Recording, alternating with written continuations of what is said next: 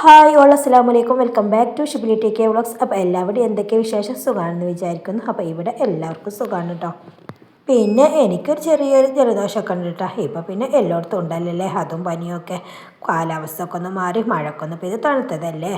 അപ്പോൾ ഇന്നലെ നേരത്തെ തന്നെ എണീറ്റ് നിസ്കാരം ഹോത്തൊക്കെ കഴിഞ്ഞതിന് ശേഷം അടുക്കളയിലോട്ട് വരികയാണേ.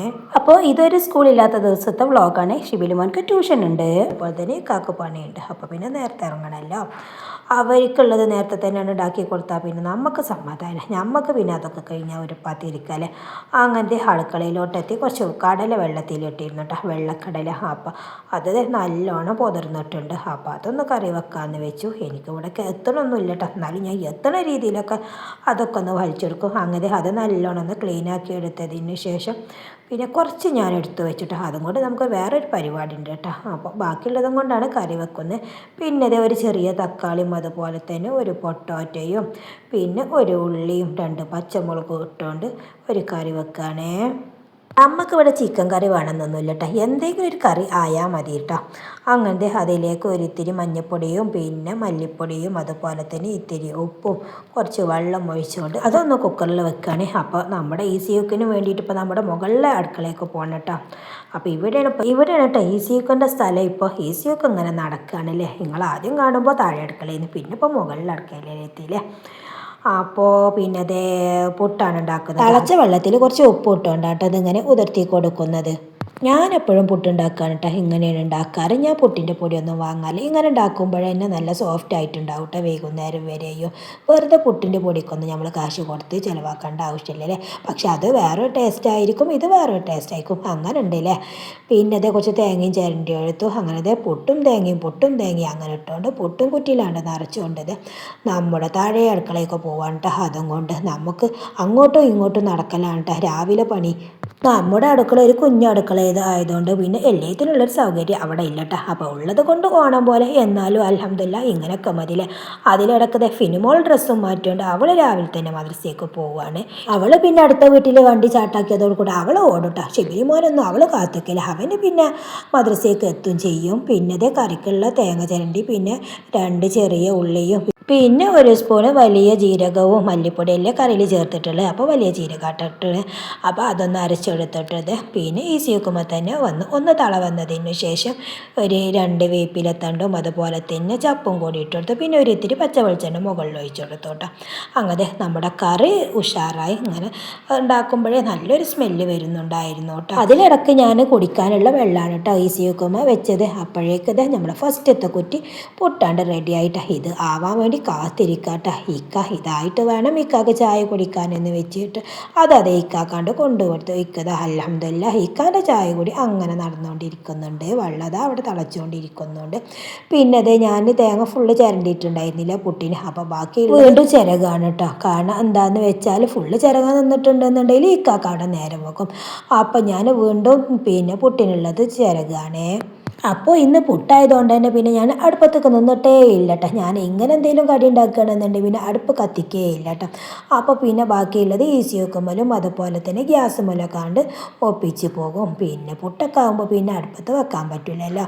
അങ്ങനത്തെ രണ്ടാമത്തത് അവിടെ വെച്ചുകൊണ്ട് ഇത് പൂളുകൊണ്ട് വേറൊരു റെസിപ്പി ഉണ്ടാക്കുകയാണേ. അപ്പോൾ ഇത് കഴിഞ്ഞ വീഡിയോയിൽ നിങ്ങൾ കണ്ടില്ലേ പൂള ഉണ്ടാക്കിയത്. അപ്പോൾ അതിൻ്റെ ബാക്കി 2 പൂള ഞാൻ എടുത്ത് വെച്ചതായിരുന്നു കേട്ടോ, ഇങ്ങനെ കൂട്ടാണ്ടാക്കാമെന്ന് വെച്ചിട്ട്. അപ്പോൾ ഇന്ന് ഏതായാലും എല്ലാവരും ലീവല്ലേ. അപ്പോൾ എല്ലാവരും എന്ന് വെച്ചാൽ ഇക്കാക്ക് പണിയുണ്ട്. അപ്പോൾ ഷിബിലിമോനും ഫിലിമോളും ഉണ്ടല്ലോ, ഇക്കാക്ക് പിന്നെ വന്നിട്ട് കൊടുക്കാമെന്ന് വെച്ചു. അപ്പോൾ അതിൻ്റെ ഇടയിലൂടെ ഇത് പുട്ടായിട്ടാണ്. അപ്പോൾ അത് വീണ്ടും ഇത് പുട്ട് ഉള്ളതൊക്കെ റെഡിയാക്കാണ്. അങ്ങനെ അത് അവിടെ വെച്ചുകൊണ്ട് വീണ്ടും കൂട്ടാണ്ടാക്കാൻ വന്നപ്പോഴാണെന്നിടയിൽ അതിക്ക് രോമക്കായ എടുത്ത് വെച്ചിരുന്നു കേട്ടോ. അതാണെന്നുണ്ടെങ്കിൽ അങ്ങനെ പഴുത്തോട്ടുണ്ട്. അപ്പോൾ ഞാൻ വിചാരിച്ച കൂട്ടാൻ അങ്ങോട്ട് ഉണ്ടാക്കാൻ പറ്റിയില്ല.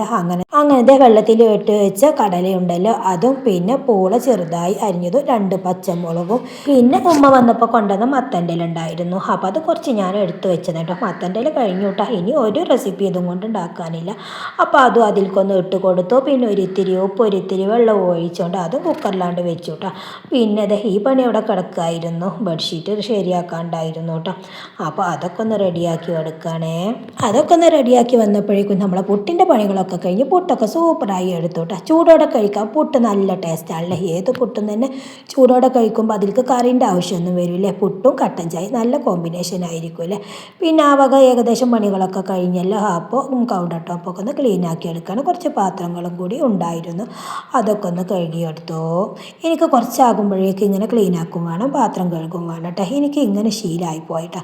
അപ്പം ഞാൻ അതിൻ്റെ ഇടയിലൂടെ വന്നിട്ട് ഇങ്ങനെയൊക്കെ ഒന്ന് ക്ലീൻ ആക്കി എടുക്കും. അടുത്ത പണി എടുക്കാനുള്ളതാകും, എന്നാലും ഞാൻ വന്നിട്ട് ഇങ്ങനെ റെഡിയാക്കി എടുക്കും കേട്ടോ. പിന്നെ അതൊക്കെ കഴിഞ്ഞതിന് ശേഷം അടിച്ചു വാരുകയാണേ. അപ്പോൾ നിങ്ങൾ വിചാരിച്ചു ഇന്നിപ്പോൾ ഇല കൂട്ടാനും വേറെ ഒന്നും ഇല്ലയെന്ന് വിചാരിക്കൂട്ടോ. അപ്പോൾ റേഷനരി അല്ലേ വെക്കുന്നത്, അത് പിന്നെ ആക്കത്തിനുണ്ടാക്കിയാൽ മതിയല്ലോ എന്ന് വെച്ചിട്ടാട്ടോ. ചോറ് പിന്നെ ലാസ്റ്റ് വെക്കാമെന്ന് വിചാരിച്ചു. നമ്മൾ പിന്നെ വലിയൊരു യൂട്യൂബർ ഒന്നുമല്ല കേട്ടോ. ഒരു തട്ടി പോകുന്ന ഒരു കുഞ്ഞു യൂട്യൂബറിന് മാത്രമേ ഉള്ളൂ കേട്ടോ. എങ്ങനെയൊക്കെ അൽഹംദുലില്ലാഹ് അങ്ങനെ തട്ടി അങ്ങനെ ജീവിച്ച് പോയാൽ മതി. നമുക്ക് വിഷക്കണിയിൽ എന്തെങ്കിലുമൊക്കെ വേണം, അത്രയേ ഉള്ളൂ കേട്ടോ നമ്മളുടെ കാര്യം. എന്നാലും അൽഹംദുലില്ലാഹ് റാഹത്തായി ഇങ്ങനെയൊക്കെ പോയാൽ മതിയില്ലേ.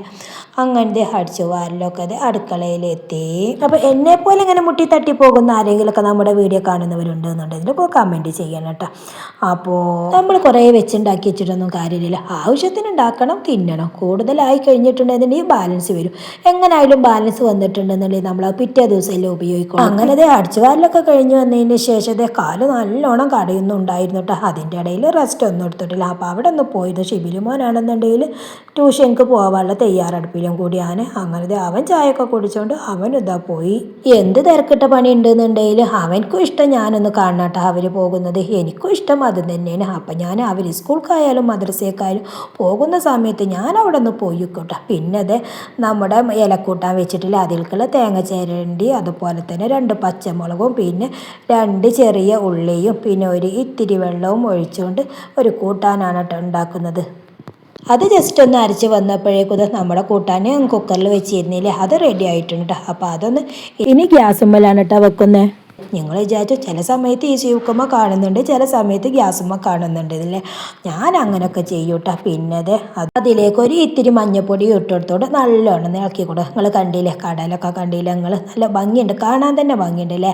കടലയും പൂളയും അതുപോലെ തന്നെ ഇലയും ഒക്കെ കൂടി കാണുമ്പോൾ പല കളറിലായിട്ട് കാണാൻ തന്നെ ഒരു ഭംഗിയുണ്ട് അല്ലേ.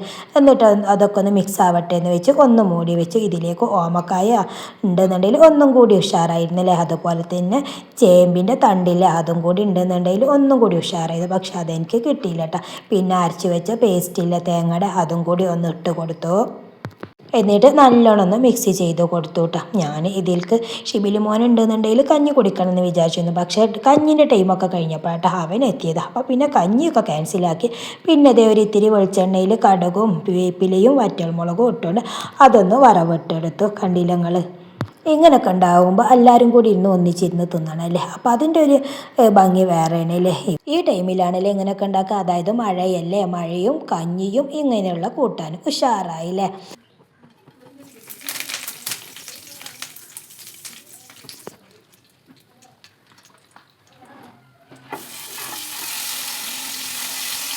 പിന്നെ ഒരിത്തിരി ഓയിലിൽ വേപ്പിലയും ഇട്ടുകൊണ്ട് മീനാട് പൊരിച്ചെടുക്കുകയാണ്. പിന്നെ കുറച്ച് കറി ഉണ്ടായിരുന്നു കേട്ടോ. അപ്പോൾ പിന്നെ അത് മതിയെന്ന് വെച്ചു. അങ്ങനത്തെ മീനൊക്കെ റെഡിയായി. പിന്നെ അലക്കാനുള്ളത് വാഷിംഗ് മെഷീനിലൂടെ. ഇത് 3ാമത്തെ പ്രാവശ്യമാണ് കേട്ടോ അലക്കുന്നത്. അതാണ്ട് അപ്പം അതൊന്നും കാണാത്തത്.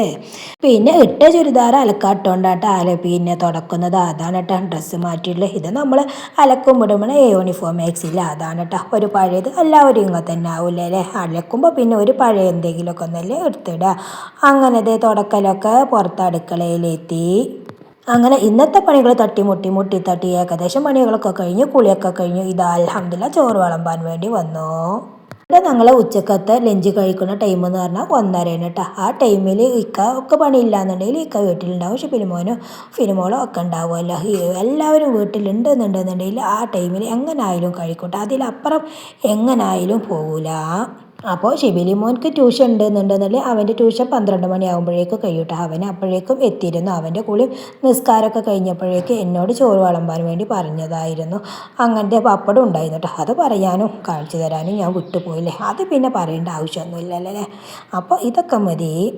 അപ്പോൾ ഇന്ന് ചോറ് വിളമ്പുന്നിടത്ത് ഹെൽപ്പിനായിട്ട് ഷിബിലിമോനും ഫിനിമോളൊന്നും ഇല്ല കേട്ടോ. അപ്പോൾ ഷിബിലിമോന് നിസ്കരിക്കായിരുന്നു. അപ്പോൾ ഫിനിമോളാണെന്നുണ്ടെന്നുണ്ടെങ്കിൽ അവൻ്റെ അടുത്തായിരുന്നു കേട്ടോ. അപ്പോൾ ഞാൻ തന്നെയാണ് വിളമ്പാന്ന് വിചാരിച്ചു. മറ്റേത് ഞാൻ ചോറ് വിളമ്പാണെന്നുണ്ടെങ്കിൽ അവർ കൊണ്ടുവന്ന് വെക്കാൻ വേണ്ടി വരുമല്ലോ, അവർ എല്ലാം കഴിച്ച് വരട്ടെ എന്ന് വെച്ചു. അങ്ങനത്തെ ചോറൊക്കെ കൊണ്ടുവന്ന് വെച്ചു. അപ്പോൾ ഇന്ന് കഴിക്കുന്ന വീഡിയോസ് ഒന്നും ഇല്ല കേട്ടോ, എന്നിപ്പോൾ ഒരേപോലെ കാണിച്ചാൽ അത് രസമില്ലല്ലേ. അങ്ങനത്തെ ഭക്ഷണം കഴിക്കലൊക്കെ കഴിഞ്ഞതിന് ശേഷം ടേബിളൊക്കെ ഒന്ന് ക്ലീൻ ആക്കി എടുക്കാണ്. ഇവിടെ അങ്ങോട്ട് ക്ലീൻ ആക്കി പോയിട്ടുണ്ടെന്നുണ്ടെങ്കിൽ സമാധാനമാണല്ലോ അല്ലേ. ഞാൻ വോയിസ് ഇട്ട് ഇവിടെ എത്തിയപ്പോഴേക്കും നല്ല മഴയും നല്ല കാറ്റും.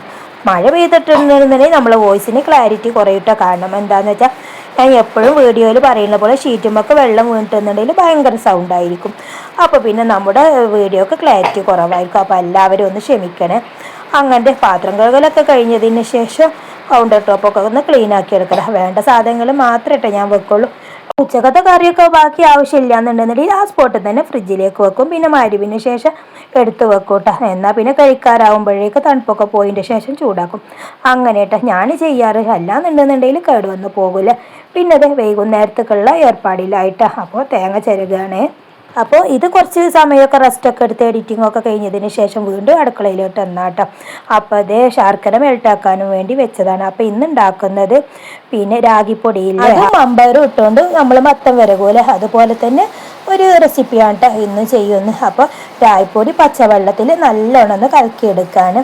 അപ്പോൾ കട്ട കുത്താതിരിക്കാൻ വേണ്ടിയിട്ടാണ് ഇങ്ങനെ ഇളക്കുന്നു. പിന്നെ ഒരു ഇത്തിരി ഉപ്പിട്ട് കൊടുത്തിരുന്നു. പിന്നെ അത് അടുപ്പത്തോട്ടാണ്ട് വെച്ചിട്ട് നല്ലോണം ഇളക്കി കൊടുക്കാണ്. ഒരു 2 ഏലക്കായി അങ്ങോട്ടാണ്ട് ഇട്ട് കൊടുത്ത് പൊടിച്ചത്. എന്നിട്ട് കൈയെടുക്കാതെ തന്നെ ഇളക്കി കൊടുക്കാൻ കേട്ടോ. പിന്നെ ശർക്കര മെൽറ്റാക്കിയതും കൂടി ഒന്ന് ഒഴിച്ച് കൊടുത്തു. ഇതിൻ്റെ കൂടെ നിന്നില്ല എന്നുണ്ടെങ്കിൽ നമുക്ക് പണി കിട്ടും കേട്ടോ. അത് അടിയിൽ പെട്ടെന്ന് പിടിക്കും. പിന്നെ അത് വേവിച്ചെടുത്ത കുറച്ച് മമ്പയറുണ്ടായിരുന്നു, അതും കൂടി ഒന്ന് ഇട്ട് കൊടുത്തു. എന്നിട്ട് നല്ലോണം ഒന്ന് കുറുക്കിയെടുക്കുകയാണ്. അപ്പോൾ ഇതിങ്ങനെ ഇളക്കി കൊടുക്കുമ്പോൾ തന്നെ തീ സ്ലോ ആയിരിക്കട്ടെ. അല്ലാന്നുണ്ടെന്നുണ്ടെങ്കിൽ കൈമക്കൊക്കെ ഇതിങ്ങനെ തുളുമ്പിക്കൊണ്ടേ ഇരിക്കും. അതൊക്കെ ശ്രദ്ധിക്കണേ. പിന്നെ അത് കുറച്ച് തേങ്ങ ചിരകിയതും കൂടി അതിലോട്ടാണ്ട് ഇട്ട് കൊടുത്തു.